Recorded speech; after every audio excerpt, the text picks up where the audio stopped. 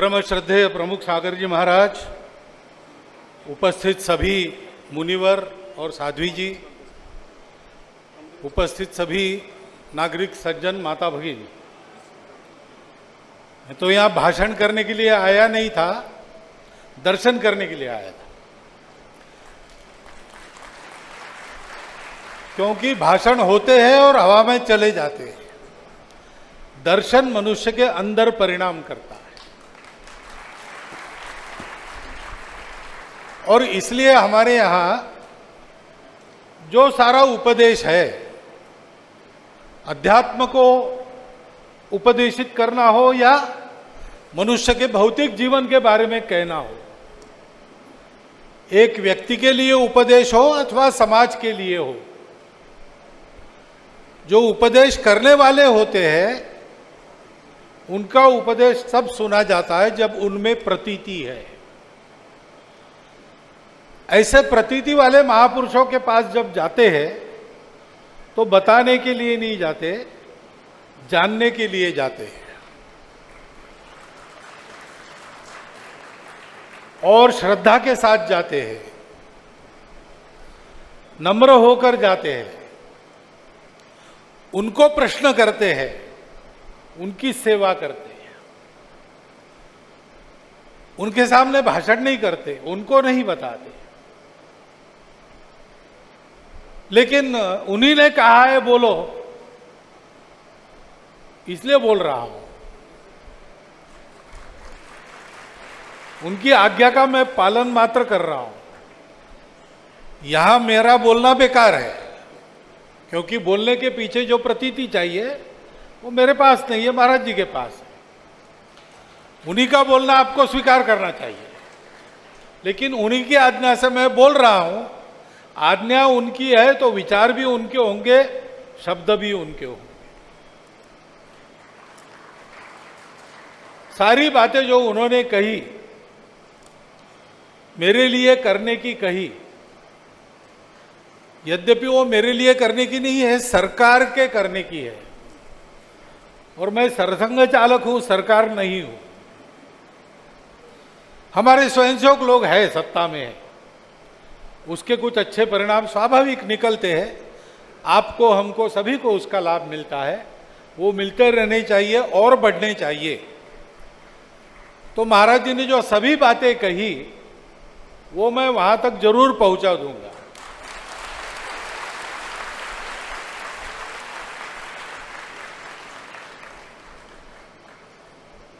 उन बातों का विचार से, उच्चार से और व्यवहार से हम सब संघ के स्वयंसेवक हमेशा समर्थन करते आ रहे हैं और करते रहेंगे।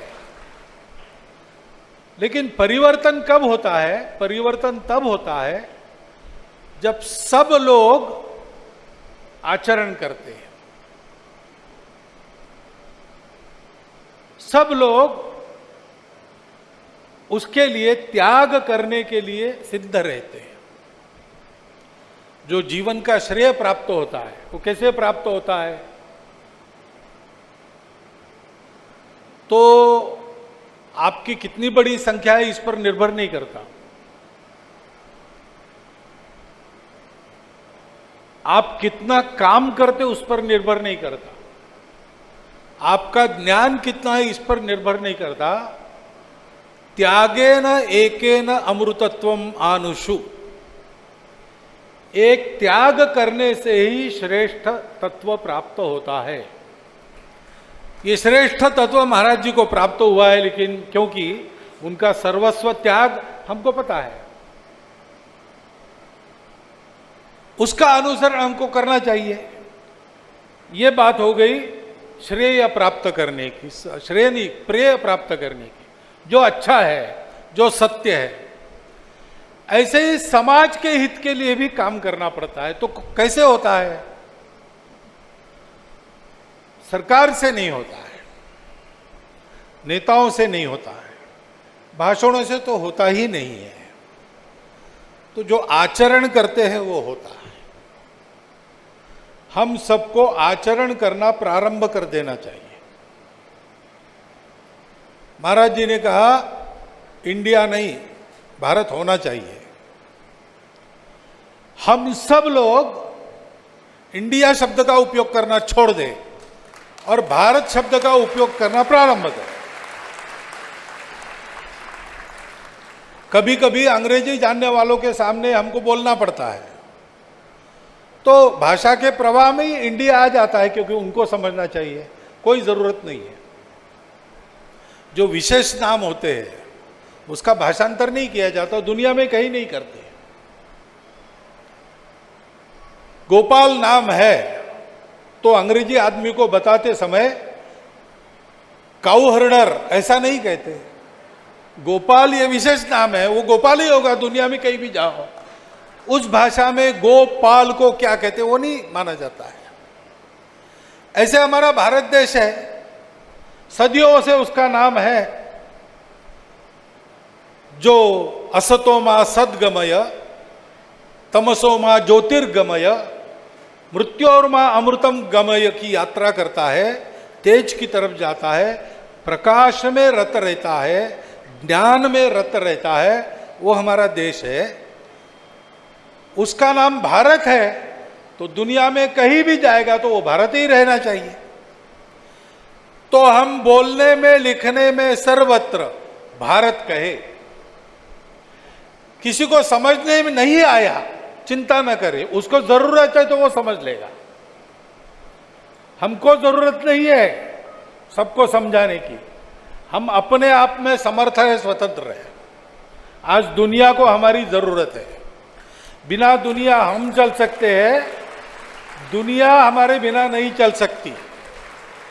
हम सारी दुनिया को लेकर इसलिए चलते हैं, जो महाराज जी ने कहा, सारे विश्व के प्राणी सब हमारे हैं, ये हमारा ज्ञान है। हमारा ज्ञान है यानी क्या है? अंतिम ज्ञान क्या है? अंतिम ज्ञान यही है, संपूर्ण विश्व एक की ही अभिव्यक्ति है। वो एक, उसको क्या कहना, वो जड़ है कि चेतन है, वो अपने जीवन में कुछ काम करता है हमारे लिए या नहीं, वो निष्क्रिय रहता है, ये दार्शनिक मतभेद है। लेकिन सारे भारतीय पंथ संप्रदायों का एक मत है, एक की उत्पत्ति से अनेक हुआ है, एक की अभिव्यक्ति से अनेक हुआ है। और इसलिए हम बिना किसी के चल सकते हैं, लेकिन हम किसी को साथ लिए बिना नहीं चलते, क्योंकि हमको मालूम है वो भी हमारा ही है। ये हमारा ज्ञान है। आज दुनिया को ये देने की जरूरत है। यहाँ पूर्वोत्तर में इतने सारे काम हुए, मेरे करने से नहीं हुए। ऐसे अनेक कार्यकर्ता यहाँ 50 साल से काम कर रहे हैं, सब क्षेत्रों में काम कर रहे हैं। लेकिन मुख्य काम उन्होंने क्या किया? अपना अपना कार्यक्रम किया। कोई विद्यार्थियों में काम करता है, कोई किसानों में काम करता है, कोई संघ की शाखा लगाता है, कुछ लोग सत्ता में भी आजकल गए हैं। वो अपना अपना कार्यक्रम करते हैं, लेकिन बेसिक काम क्या है उनका, वही उनको करना है, वही वो कर रहे हैं।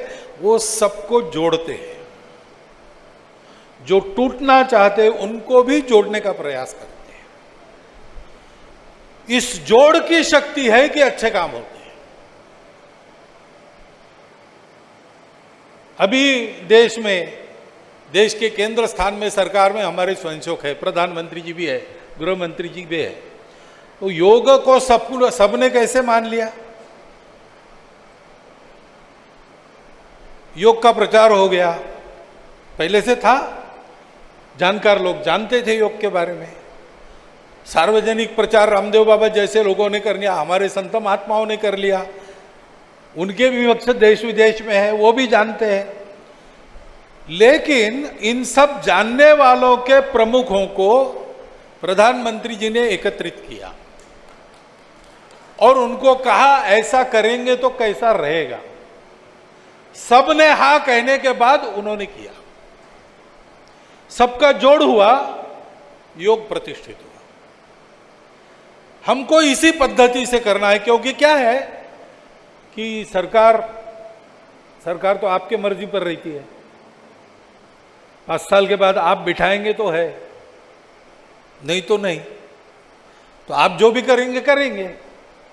लेकिन अपने देश में एक सरकार नहीं थी बहुत पहले, प्राचीन समय में एक राजा नहीं थे, कितने ही राजा थे। कई कई राजा नहीं थे, प्रजातंत्र भी था उस प्राचीन समय में। महावीर स्वामी जी ऐसे ही गणराज्य से आते जहां प्रजातंत्र था। अनेक प्रकार के स्वस्ति साम्राज्यम, भोज्यम, स्वराज्यम, वैराज्यम, पारमेष्ठ्यम, राज्यम, महाराज्यम, आधिपत्य, समंत पर्यायी, सार्वभौम, सार्वायुष, ऐसे राज्यों के प्रकार थे। लेकिन तब भी भारत था, भारत एक था। महावीर स्वामी का जन्म हुआ पावापुरी में। आज तीर्थस्थान कहाँ कहाँ मिलते हैं? केवल बिहार में नहीं मिलते, पूरे भारत में मिलते हैं। भारत के बाहर संचार हुआ है, लेकिन तीर्थस्थान भारत की सीमा के अंदर संपूर्ण भारत में सबके मिलते हैं। क्यों? क्योंकि राजा आए गए, पंथ संप्रदाय आए रहे। हमारे यहाँ पंथ संप्रदाय जाते नहीं, रहते हैं। जितनी प्रकृतियां उतने रास्ते, उसको मान्यता है। ये सब नए नए आते गए, लेकिन भारत पहले से चल रहा है, चलते रहेगा। तो भारत के जन अगर ठीक है, वो भारत को समझते हैं, वो भारत के बनकर रहते हैं, वो भारत की परंपरा के अनुकूल अपना जीवन बनाते हैं, तो उनके संस्कार बिगाड़ने की ताकत किस में है? शिक्षा पद्धति में है क्या? शिक्षा पद्धति की ताकत नहीं कि आपने अपने पुत्र या कन्या को जैसे बनाया उससे उसको बदल दे। देखिए, हमारे संस्कृति के अभिमानी लोग पिछले 200 साल में कितने ही हुए, सभी पंथ संप्रदायों में साक्षात्कारी पुरुष हुए। भारतीय समाज जीवन में समाज का परिष्कार करने वाले सैकड़ों लोग हो गए, जिनका चरित्र हम आज भी स्मरण करते हैं। देश के लिए बलिदान करने वाले क्रांतिकारक हो गए। देश का राजनीतिक नेतृत्व करने वाले गांधी जी जैसे लोग हो गए, जिनके बारे में आइंस्टाइन ने कहा कि कल की पीढ़ियों को अगर बताया जाएगा कि एक गांधी जी जैसा एक आदमी भारत में हो गया, तो उनका विश्वास नहीं बैठेगा। ऐसा भी मनुष्य हो सकता है? इतना त्याग, इतनी प्रामाणिकता, ऐसे हुए। शिक्षा पद्धति कौन सी थी? ब्रिटिशों ने लागू की हुई, हमको बिगाड़ने के लिए लागू की हुई, हमारे प्रकृति के विरोधी शिक्षा पद्धति थी।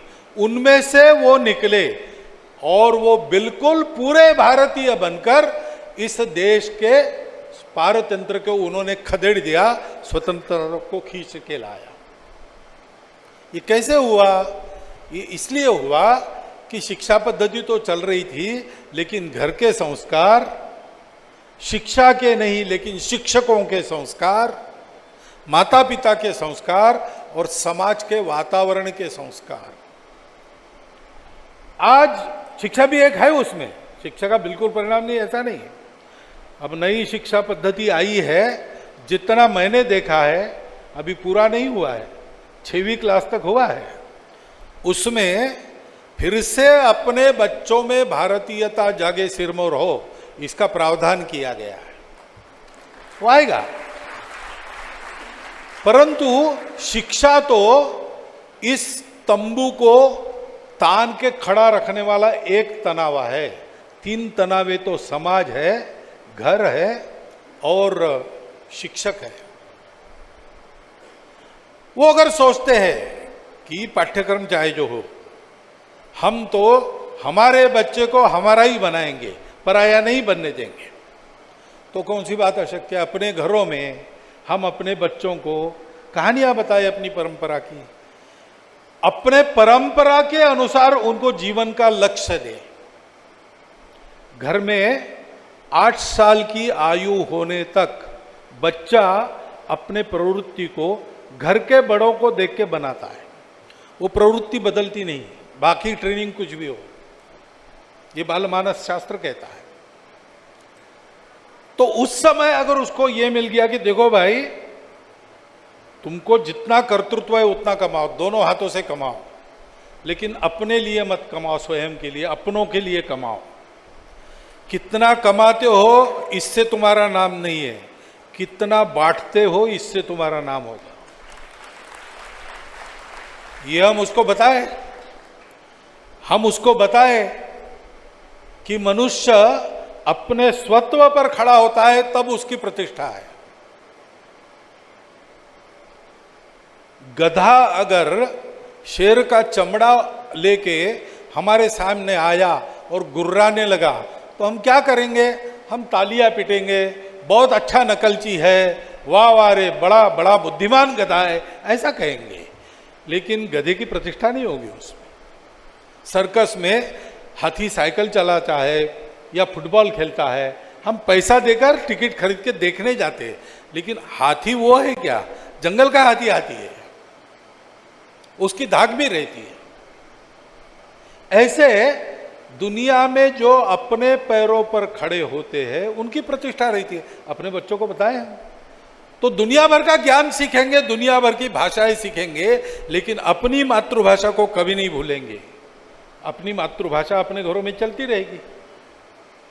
आज तो अपने घरों में भी बच्चों को हिंदी में गिनती करना, असमिया में गिनती करना नहीं आता है। आजकल हमको शाखा में समस्या हो रही, गिनती करने के खेल होते हैं, उसमें बच्चे आते तो हमको पहले उनको गिनती सिखानी पड़ती है, बाद में हम खेल लेते। ये हमारे करने की बातें हैं। महाराज जी की सारी बातें मैं पहुंचाने वाला हूं, क्योंकि वहां जो लोग बैठे हैं वो आध्यात्मिक महापुरुषों की महत्ता को जानने वाले लोग हैं। वो उसका विचार जरूर करेंगे, अपनी ताकत के अनुसार जितना कर सकते करेंगे, परंतु वो परमानेंट तब होगा जब हम लोग उसका आचरण करेंगे। तो मैं आपको अभिवचन देता हूं, मैं ये बातें पहुंचाऊंगा, लेकिन मैं आपको एक अनुरोध भी करता हूं। आज आप संकल्प लीजिए। चौमासे में महाराज जी आए, उन्होंने अनेक बातें बताई होंगी, अनेक बातें आगे भी बताएंगे। वो एक त्यागी महापुरुष का उपदेश है। उनको लेना देना कुछ नहीं है, उनको इस दुनिया में कुछ पाना नहीं है। जो पाना था उन्होंने पा लिया, जो पाने से सब मिलता है। अब वो ये सब क्यों करते हैं? आप लोग भी आगे चलकर इसको पाएं। तो उनके शब्दों की अनदेखी मत करना, उस पर स्वयं को, स्वयं के परिवार को, समाज में जितना अपना प्रभाव है उस सामाजिक क्षेत्र को और हमारे व्यावसायिक जीवन में उसका आचरण करने का संकल्प हम करें तो आपकी ये इच्छा है और आपकी बाकी सभी इच्छाएं जो मंगल हवई क्या पढ़मम हवई मंगलम, ये पंक्ति पहले पंचनमोकार करते हैं, नमन करते हैं, है ना, अर्यंत को नमन करते हैं, सिद्धों को नमन करते हैं, आर्यों को नमन करते हैं, उपाध्यायों को नमन करते हैं, दुनिया के जो प्रतिष्ठित साहू लोग हैं उनको नमस्कृत करते हैं। ठीक है, ये नमन करना क्या होता है? केवल हाथ जोड़ना नहीं होता, केवल हाथ जोड़ना नहीं होता। जिनको नमन करते हैं उनके जैसे बनने का प्रयास करना। उनके जैसा इस जीवन में बनेंगे ऐसा नहीं, लेकिन उनके जैसा 10 कदम भी आगे गए हम तो हमारे आज के जीवन में कितनी बड़ी प्रगति होगी ये आपको पता है। उस प्रगति पथ पर चलना आप प्रारंभ करें, इतना एक अनुरोध मैं करता हूं नम्रता पूर्वक। और कुछ कहने सुनने में उल्टा सीधा हो गया तो आचार्य के प्रति क्षमा याचना करता हूं। क्षमा दिन का प्रारंभ मैंने आज कर दिया आचार्य जी, आपसे ही पहला क्षमादान मांगता हूं और मेरे 4 शब्द समाप्त करता हूं। धन्यवाद।